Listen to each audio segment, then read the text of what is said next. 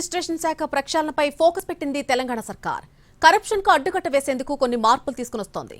అవేంటో ఒకసారి చూద్దాం.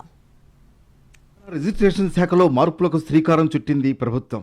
వరుస వివాదాలతో యుద్ధ ప్రాతిపదికన కొన్ని నిర్ణయాలు తీసుకుంది. దీంతో పాటు డాక్యుమెంట్ రైటర్లు, దళారుల వ్యవస్థను పూర్తిగా తగ్గించేలా ప్రణాళికలు రూపొందిస్తోంది. వీరిని కట్టడి చేసేందుకు 6 నెలల క్రితం స్లాట్ విధానం అమల్లోకి తీసుకొచ్చినప్పుడు కొనుగోలు, విక్రయానికి సంబంధించి డాక్యుమెంట్ను ఎలా తయారు చేయాలన్న దానిపై ఫార్మాట్ను ఆన్లైన్లో ఉంచింది. అయితే దానిపై ఎవరూ దృష్టి పెట్టకపోవడంతో దళారీ వ్యవస్థ అలాగే కొనసాగింది. ఇటీవల ఏసీబీ దాడులు జరిగిన తర్వాత ఆన్లైన్లో డాక్యుమెంట్ను ఎలా రూపొందించాలన్న దానిపై సబ్ రిజిస్ట్రార్లు, కొనుగోలు, విక్రయదారులకు అవగాహన కల్పిస్తున్నారు. దీనివల్ల రానున్న రోజుల్లో డాక్యుమెంట్ రైటర్లు, దళారుల వ్యవస్థను దాదాపు తగ్గించవచ్చని ప్రభుత్వం భావిస్తోంది.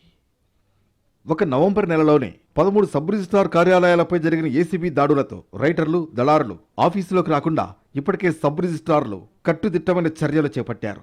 అలాగే కొనుగోలు, విక్రయదారులు తమ డాక్యుమెంట్లతో తమకు కేటాయించిన స్లాట్ సమయానికి సబ్ రిజిస్ట్రార్ కార్యాలయం లోపలికి వచ్చేలా చూస్తున్నారు.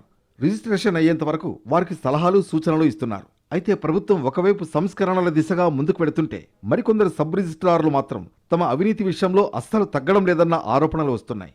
ఇబ్రహీంపట్నం, రంగారెడ్డి జిల్లా joint sub registrar 1, Chevella, Choutuppal, Yadagirigutta, Bhuvanagiri sub రిజిస్ట్రార్ల పేర్లు ప్రముఖంగా వినిపిస్తున్నాయి. ప్రస్తుతం ఇబ్రహీంపట్నం సబ్ రిజిస్ట్రార్ 1 గతంలో 3 సార్లు ఏసీబీకి పట్టుబడ్డారు.